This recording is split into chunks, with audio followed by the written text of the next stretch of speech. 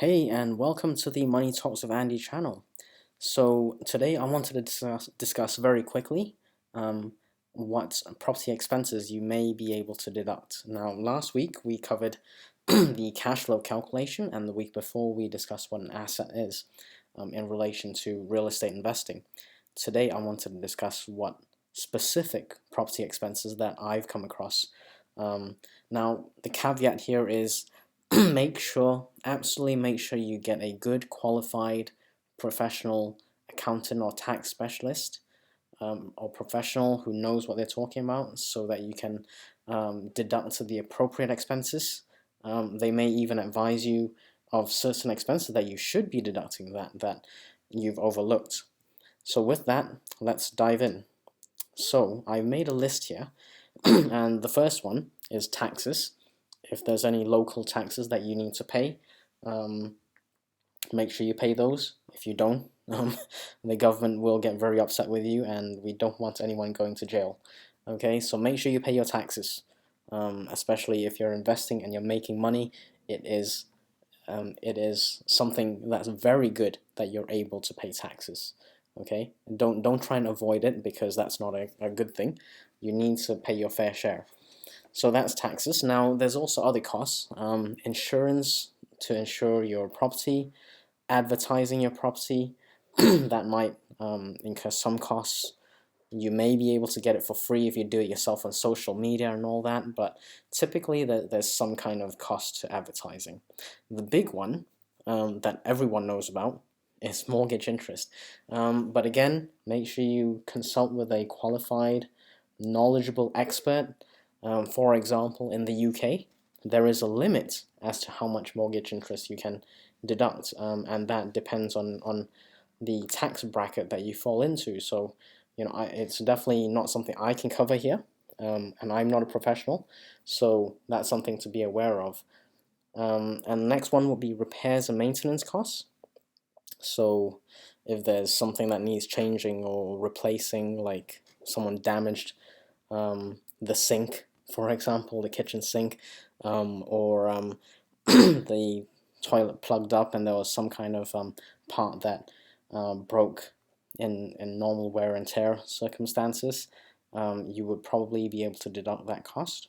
The next one is utilities that you, as a landlord, might be paying, such as water, power, electricity, or phone bill, if you decided to include that in your rental property.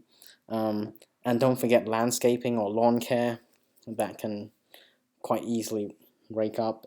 If you live in a colder climate, you may have snow plowing removal or something like that you may want to include in the cost of your, or in the contract of your rental property, and you may decide to bear that cost. That's fine, so long as you can still make the cash flow work. And finally, I wanted to include legal and other professional fees. Now, if you're paying, for example, a lawyer or something to draft up contracts specifically for your rental property, or maybe you're going into eviction. I hope you don't have to. No one wants to get evicted.